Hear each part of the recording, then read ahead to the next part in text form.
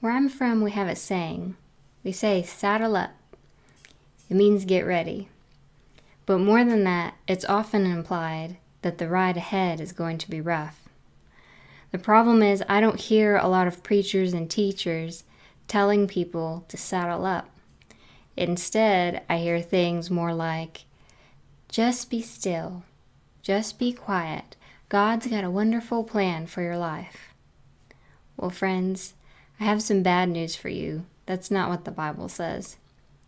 Let's look at John chapter 15. It says, if the world hate you, you know that it hated me before it hated you.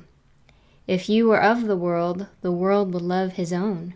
But because you are not of the world, but because I have chosen you out of the world, therefore the world hateth you.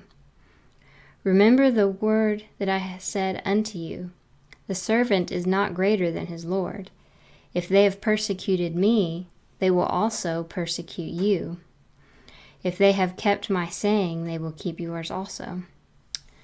Well, that doesn't sound very wonderful, you might say.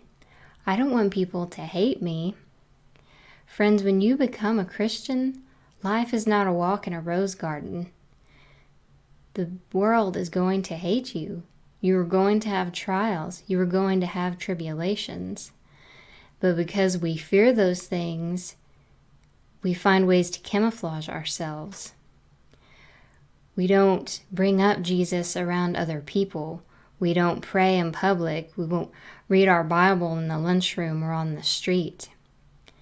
Guys, the church is being persecuted as a whole today.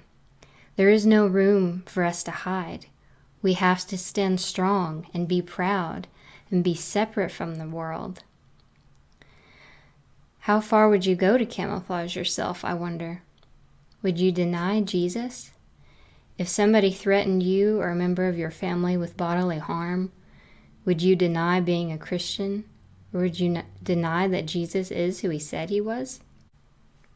Let's look at Matthew chapter 10 and verse 32. It says, whosoever therefore shall confess me before men, him will I confess also before my Father which is in heaven. But whosoever shall deny me before men, him will I also deny my Father which is in heaven. In my last video, we talked about baptism. You know, most churches, before you go to be baptized, they'll ask you to give a public profession or a public confession of faith. It's you announcing to the whole congregation, to everyone, that you believe that Jesus is Lord. Now, that's an easy thing to do in a room full of Christians, but it's a lot harder to do out in the world among other people who don't know Jesus. Can you stand by Jesus when it means others will hate you? Because they will. Some people, if you try to talk to them about Jesus or you act in a Christian manner, they'll immediately get angry. If you're a Christian, saddle up, because the ride ahead is rough. Don't let anyone tell you different. I leave you with this verse.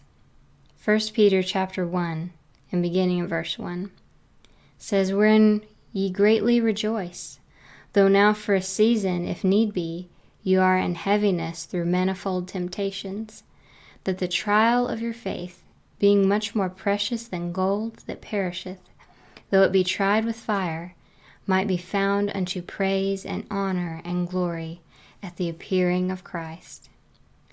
Every trial of your faith that you stand strong through will bring you a reward in heaven and bring you closer to God. God bless you.